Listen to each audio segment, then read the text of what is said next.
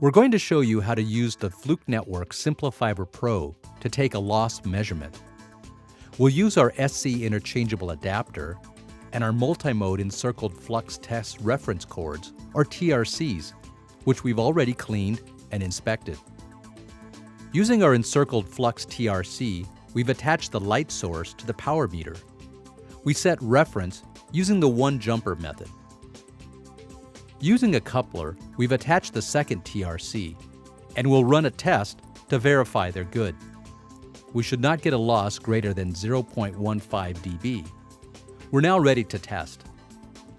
After cleaning and inspecting our fiber under test, we connected the light source and the power meter and are ready to take our measurement.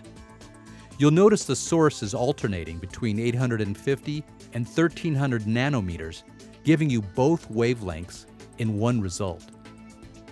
We can now save the result. Later, we can import our test results into Linkware PC to review and print reports. simplifiber Pro from Fluke Networks.